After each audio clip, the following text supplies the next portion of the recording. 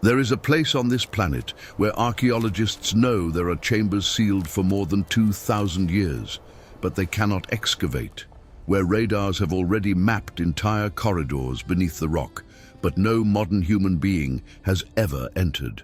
The Temple Mount in Jerusalem guards secrets that governments, religions, and science itself agree to keep buried. And what has already been discovered in the surrounding tunnels is disturbing enough to justify the fear of what remains hidden. 36 acres. That is the total area of the Temple Mount. It seems small when you compare it to modern stadiums or shopping centers, but beneath those 36 acres exists a three-dimensional labyrinth of tunnels, cisterns, passages and chambers that extends through layers of 3,000 years of human history. Every civilization that dominated Jerusalem built on top of the previous one, and each left traces buried beneath the next. The problem is that no one can simply go down and verify. The Temple Mount is the epicenter of three religions. For Jews, it is the place where Abraham almost sacrificed Isaac on Mount Moriah, where Solomon built the first temple following the instructions David received from God, where the divine presence dwelt in the Holy of Holies between the wings of the cherubim. For Muslims, it is the third holiest site in Islam, where Muhammad ascended to heaven on the night journey known as Isra and Miraj, where the dome of the Rock and Al-Aqsa Mosque have stood for more than 1,300 years. For Christians, it is the setting of crucial moments in Jesus' life, the place where he taught, where he drove out the money changers, the place he called his Father's house. Three religions, one piece of land, zero consensus on what to do with it. And while the debate continues on the surface, kilometers of tunnels remain untouched in the depths. The history of modern excavations begins in 1867, when a young British officer named Charles Warren received permission from the Palestine Exploration Fund to investigate the surroundings of the Mount. Warren was 27 years old, had training in military engineering, and possessed a determination that bordered on obsession. The Ottoman authorities who controlled Jerusalem at the time categorically prohibited any excavation on the mount itself, considering the place too sacred to be disturbed. So Warren did what any determined explorer would do. He dug around it.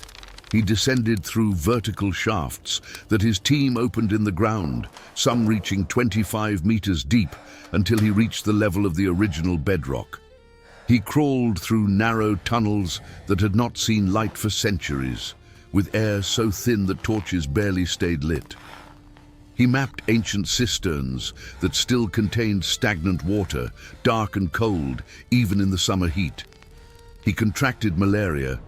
He nearly died buried when a tunnel collapsed, and he documented something that would forever change the understanding of this place.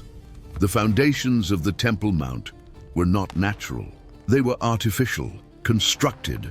Warren discovered that Herod the Great did not merely renovate the temple in the 1st century before Christ. He literally expanded the mount. He built gigantic retaining walls around the original hill and filled the space between them with thousands of tons of earth, rubble, and stones, creating an artificial platform that doubled the available area for the temple complex. The Temple Mount that exists today is not a natural hill with buildings on top. It is a colossal engineering structure, a mountain made by human hands. And the stones Warren found at the base of these walls defied any reasonable explanation for the technology of the era. One of them became known as the Western Stone, 14 meters long, 3.5 meters high, 3.5 meters deep. Estimated weight of 570 tons. To put this in perspective, it is heavier than 4 fully loaded Boeing 747s. Heavier than the largest stone in the pyramids of Giza, which weighs about 80 tons. It is one of the heaviest stones ever moved by human beings in the entire history of civilization. And it is positioned not at the base of The wall, where it would be relatively easier to place using ramps, but 7 meters high, fitted with millimetric precision between other stones, only slightly smaller.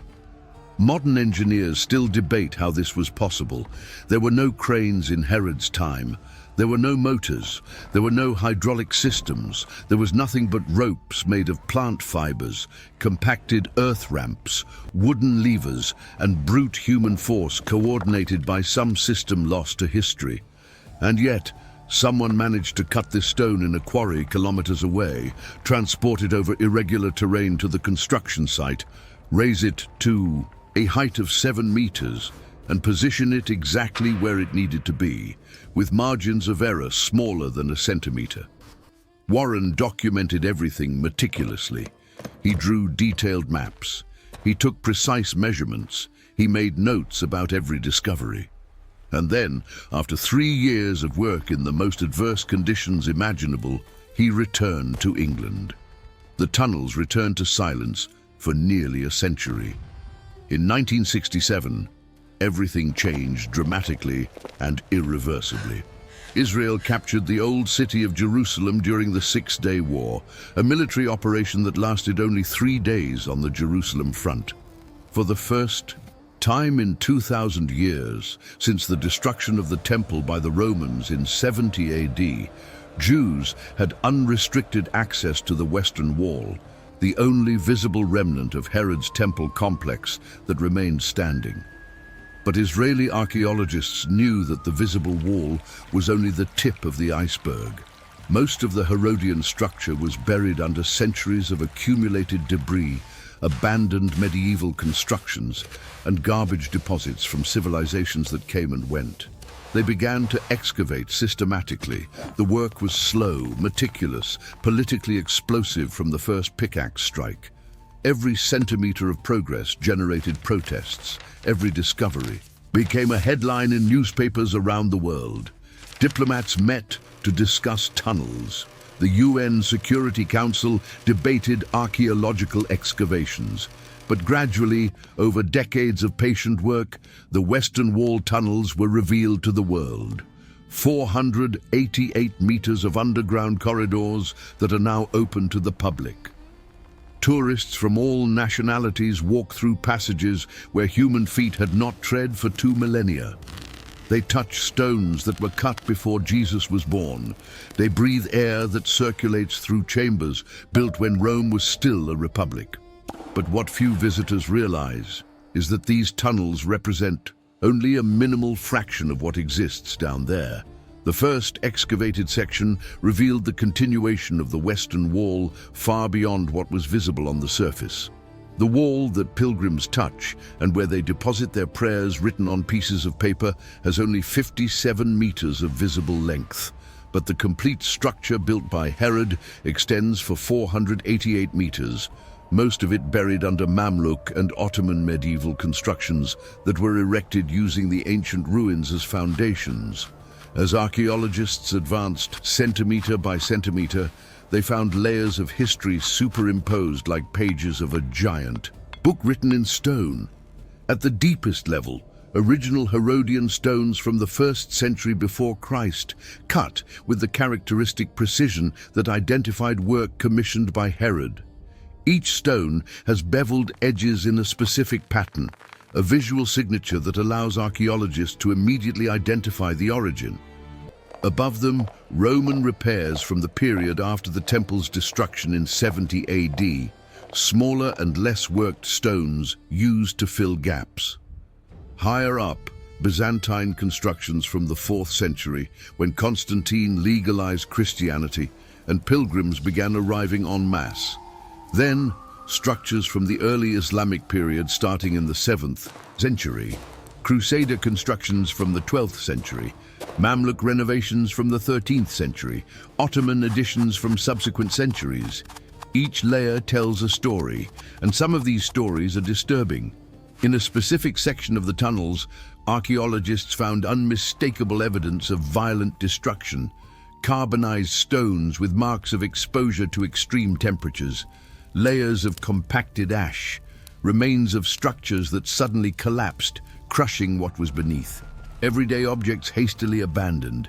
Carbon-14 dating and artifact analysis correspond exactly to the year 70 AD, when Roman legions under General Titus besieged Jerusalem after years of Jewish revolt, broke through the walls after months of brutal siege, and set fire to the temple in an act of destruction that traumatized the Jewish people for the next 2 millennia.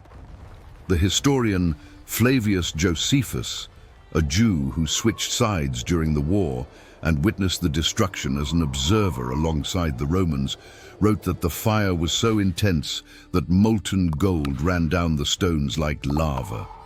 Roman soldiers, to recover the precious metal that had seeped into the cracks of the construction, dismantled the walls stone by stone in a systematic demolition operation that took weeks.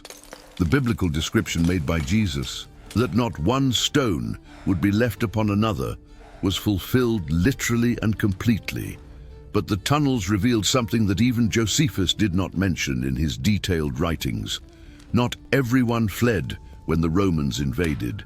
Not everyone was captured and sold as slaves. Some tried to hide in the underground passages, in the same tunnels that tourists now visit with guides and electric lighting. Archaeologists found unmistakable traces of prolonged human presence in chambers that should have been empty. Remains of improvised fires with bones of small animals, probably rats hunted for food. Fragments of domestic pottery in places where there should have been no dwelling. Tool marks on the walls, as if someone had tried to expand the spaces or create escape passages. Graffiti scratched into the stone that has not yet been fully deciphered.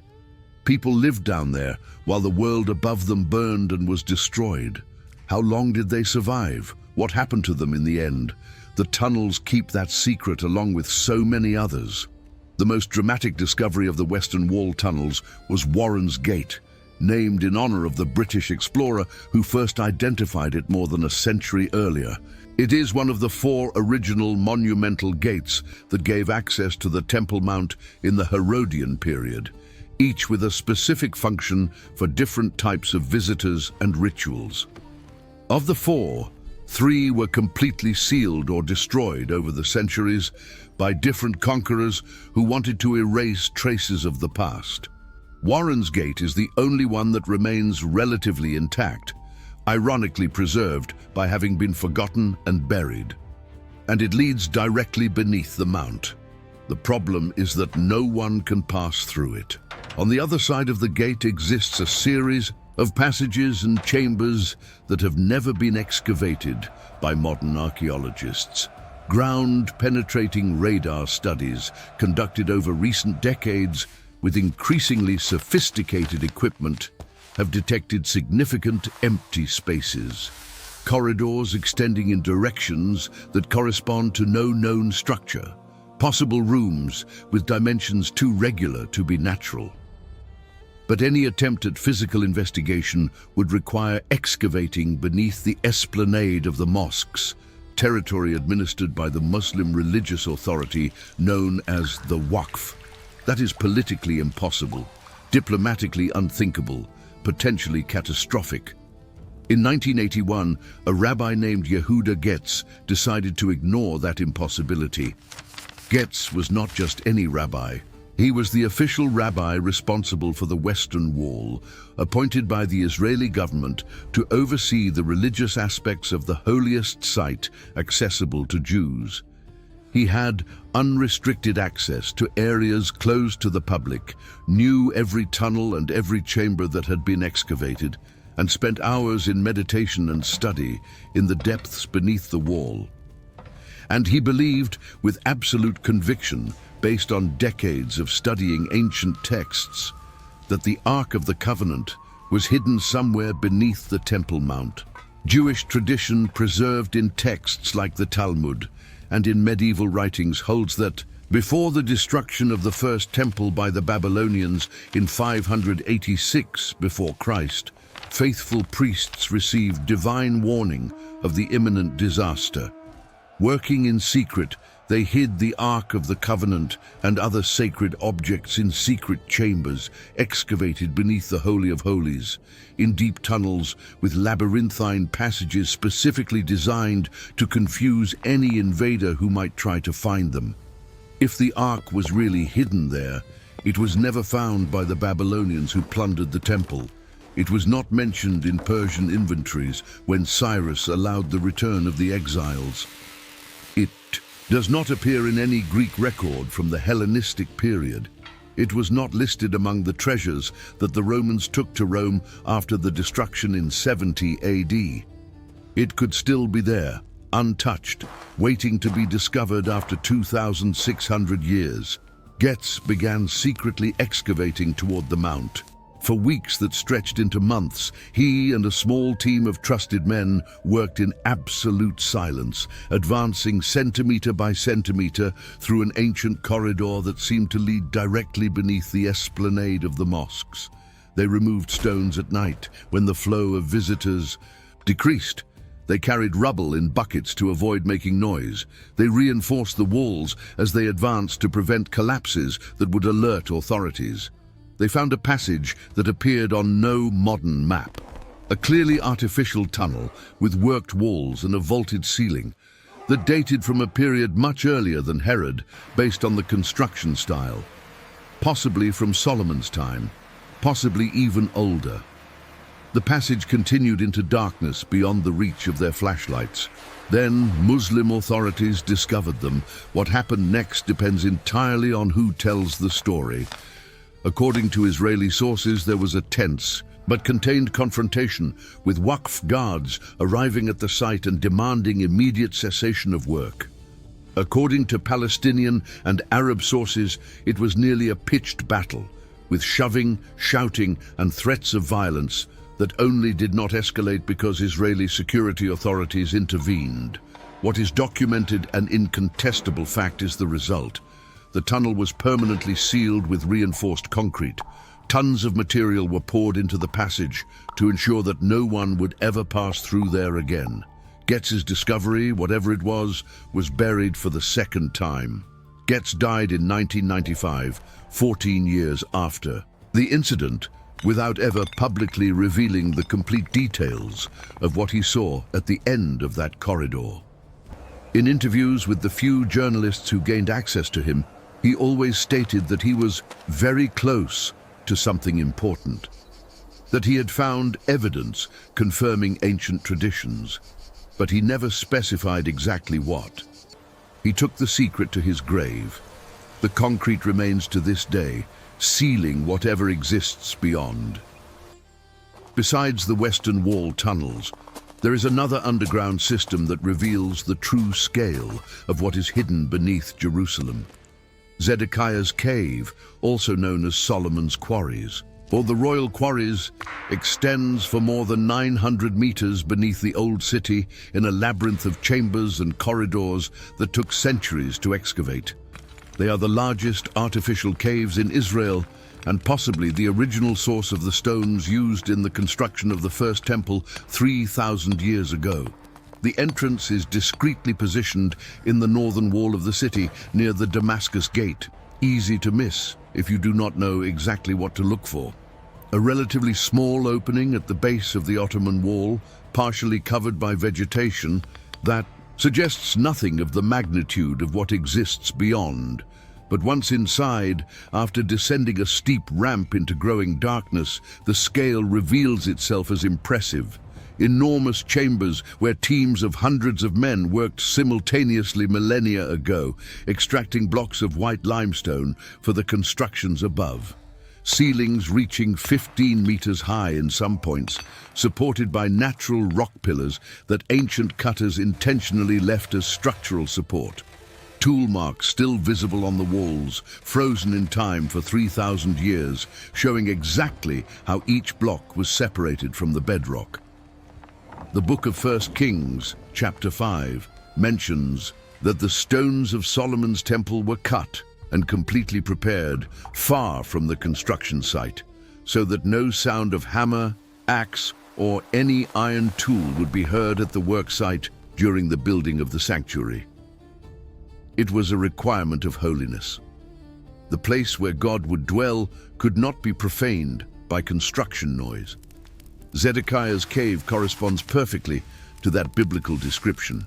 Down here, in the depths of the earth, the noise could be deafening without anyone on the surface hearing. Hammers striking wedges, copper saws scraping stone, coordination shouts between teams. Up there, on the Temple Mount less than 500 meters away, absolute sacred silence while the pre-cut blocks were positioned without need for adjustments.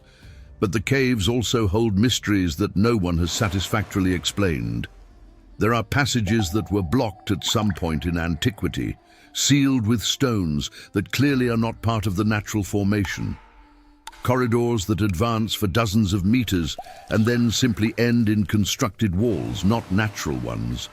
Chambers that seem to have been purposefully isolated from the rest of the system. Someone, at some moment lost to history, decided that certain areas should not be accessed, that certain corridors should end, that certain chambers should remain sealed. Historical records do not mention these decisions. No ancient text explains why parts of the quarries were closed. The stones keep the secret in absolute silence. The cistern system beneath the Temple Mount is another monumental testimony to ancient engineering that remains only partially explored and mapped. Archaeologists have documented at least 37 cisterns of varying sizes beneath the esplanade of the mosques, some with capacity to store millions of liters of fresh water. They were excavated in different periods by different civilizations over at least 2 millennia, each expanding, connecting, or modifying the system left by the previous one. The largest of them, traditionally known as the Great Sea or Bahr el-Kabir in Arabic, impresses anyone who has the rare privilege of descending to it. 120 meters long, variable width reaching 60 meters at some points, depth of more than 15 meters when full. It is supported by massive natural rock pillars that builders left in place as structural support, creating a visual effect that 19th century explorers described as a submerged cathedral or a forgotten temple beneath the earth.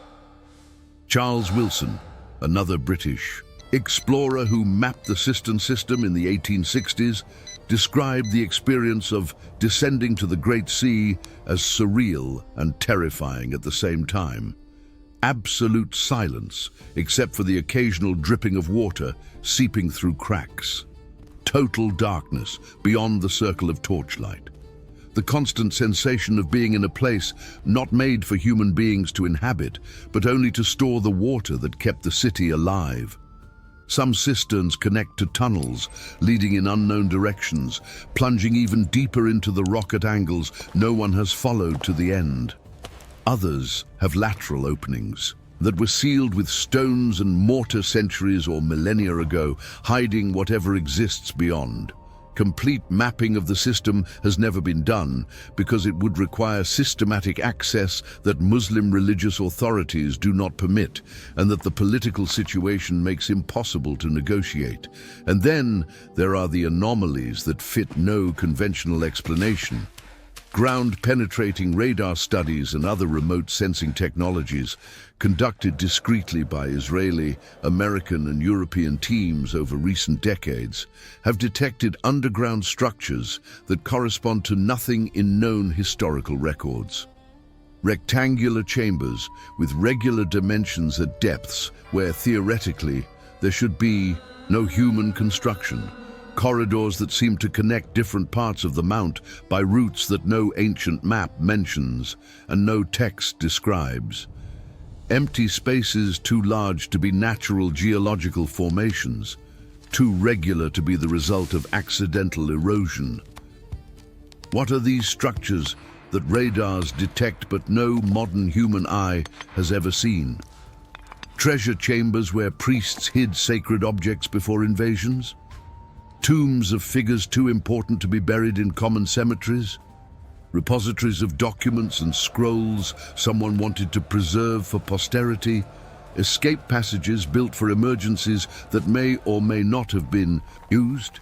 The answer lies literally beneath the feet of millions of pilgrims and tourists who visit the Temple Mount and the esplanade of the mosques every year, perhaps just a few meters below the surface, perhaps accessible through passages that have already been partially mapped, but no one can go down and verify. No one has permission. No one even has authorization to try to get permission. The political tension surrounding the Temple Mount transforms any discussion about archaeological excavation into a potential trigger for international conflict with unpredictable consequences. This is not exaggeration. Recent history proves it repeatedly. In 1996, the Israeli government decided to open a new tourist exit for the Western Wall tunnels, allowing visitors to complete the tour without needing to return by the same path. The exit was located hundreds of meters from any Muslim structure in an unquestionably Jewish area of the old city, completely outside the esplanade of the mosques. Technically, it had nothing to do with the Temple Mount itself. Even so, rumors spread that Israel was digging tunnels under the mosques with the intention of destroying them or making them collapse. Violent protests erupted in Jerusalem, the West Bank, and Gaza. Clashes between Palestinian protesters and Israeli security forces resulted in more than 80 dead and hundreds wounded in just 3 days, all because of the opening of an exit door for tourists. In September 2000, the visit of then Israeli opposition leader Ariel Sharon to the esplanade of the mosques was used as justification for the start of the Second Intifada, a cycle of violence that would last years and kill thousands of people on both sides. Sharon walked through the site for less than an hour, surrounded by hundreds of police. He did not enter any mosque. He damaged nothing. He was simply present. The Temple Mount is not merely an archaeological site of historical importance.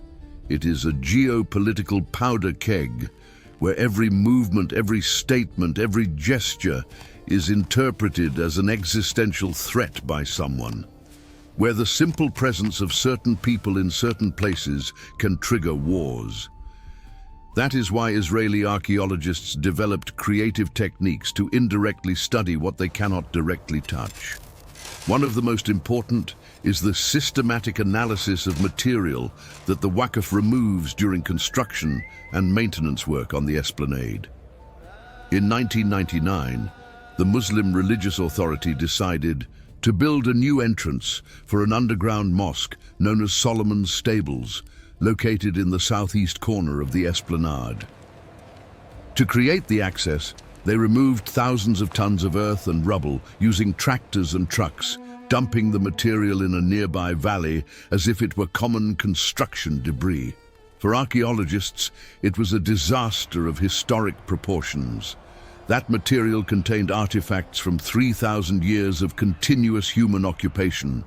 The stratigraphy, the organization in layers that allows dating and contextualizing discoveries, was completely destroyed.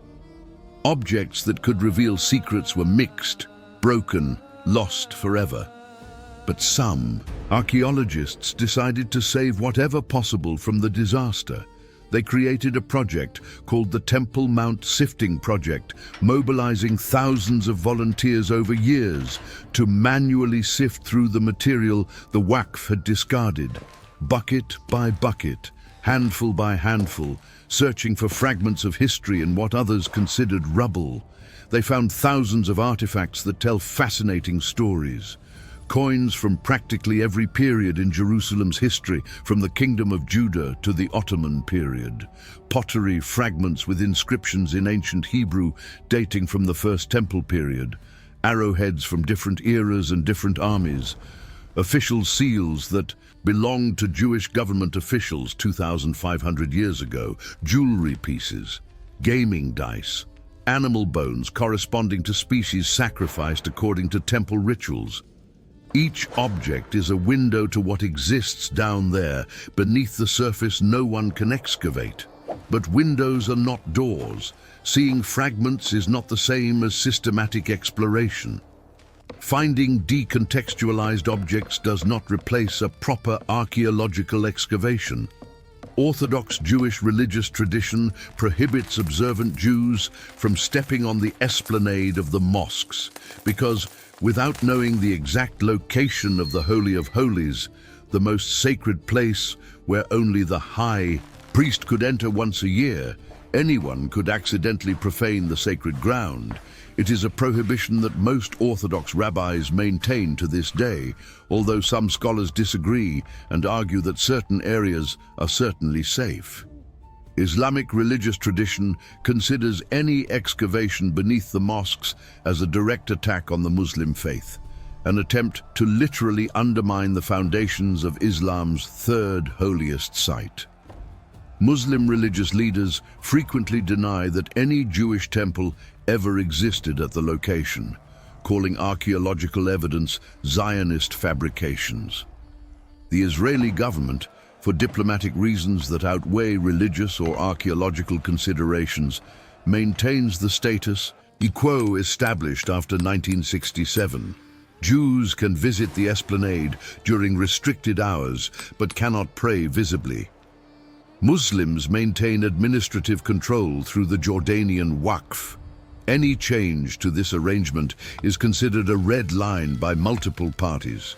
The result is a tacit agreement of paralysis that no party is fully satisfied with, but that all prefer to the alternative of open conflict.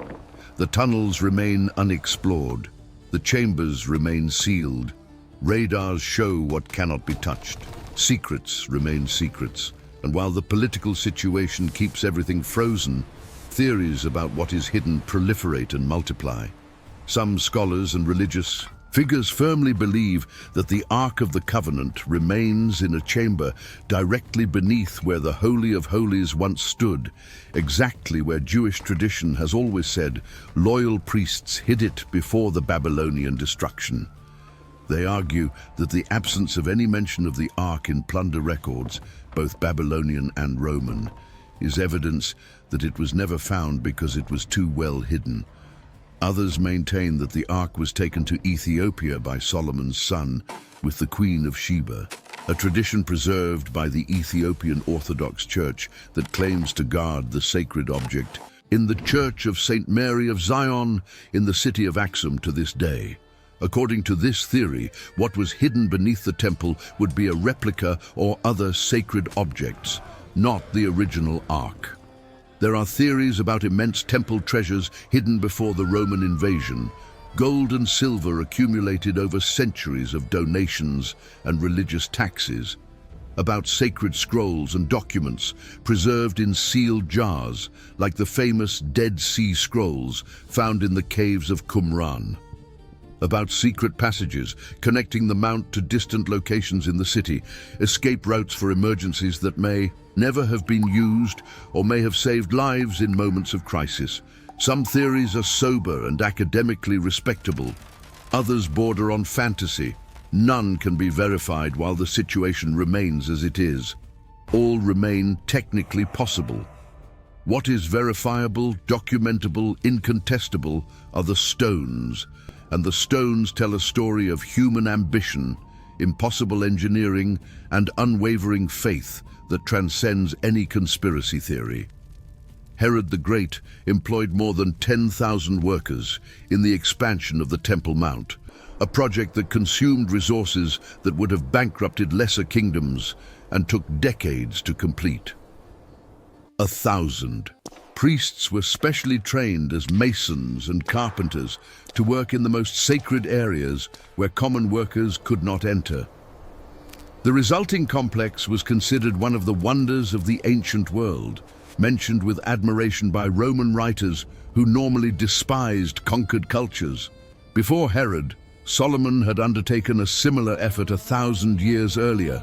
150,000 workers, according to the account in the Book of 1 Kings. 7 years of uninterrupted construction, stones cut in distant quarries and transported in absolute silence, cedars of Lebanon cut in the mountains, floated across the Mediterranean on giant rafts, dragged up the mountain to Jerusalem, gold in quantities that defy imagination, covering entire walls of the inner sanctuary, all to create a place where heaven would touch earth, where God's presence would dwell among his people. And before Solomon, David had dreamed the original dream. He purchased the threshing floor of Araunah the Jebusite at the top of the mount, paying full price even when the owner offered to donate the land for free. He gathered materials for years. He planned every detail of the temple he wanted to build, but he could not execute the construction because he had too much blood on his hands, blood shed in wars that God had commanded, but that still stained. The dream passed to his son Solomon. The construction waited an entire generation, 3,000 years of dreams, construction, and destruction. 3,000 years of civilizations, rising to power and falling into ruins. 3,000 years of secrets being buried under new layers of history, while the ancient ones remained sealed in the depths. Every civilization that dominated Jerusalem tried to leave its permanent mark on the mount.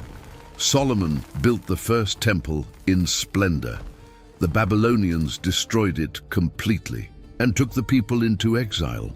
Zerubbabel led the returnees in building the second temple, more modest than the first. Herod expanded and beautified it until it rivaled any construction in the Roman Empire. The Romans razed everything in 70 AD and plowed the ground with salt. The Byzantines erected churches in subsequent centuries. Muslims built the Dome of the Rock and Al-Aqsa Mosque starting in the 7th century. Crusaders conquered and transformed mosques into churches in the 11th century. The Ayyubids under Saladin reconquered and restored Islamic control. The Mamluks fortified and expanded. The Ottomans administered for 400 years. The British held Mandate after World War I. The Jordanians controlled the Old City from 1948 to 1967. The Israelis captured and have maintained it since then. Entire empires were born, dominated the known world, and disappeared from history, while the tunnels beneath the mount remained in silence. And beneath all of that, beneath every layer of construction and destruction, beneath every civilization that came and went, the tunnels remain. Silent witnesses to armies that marched in conquest and then turned to dust.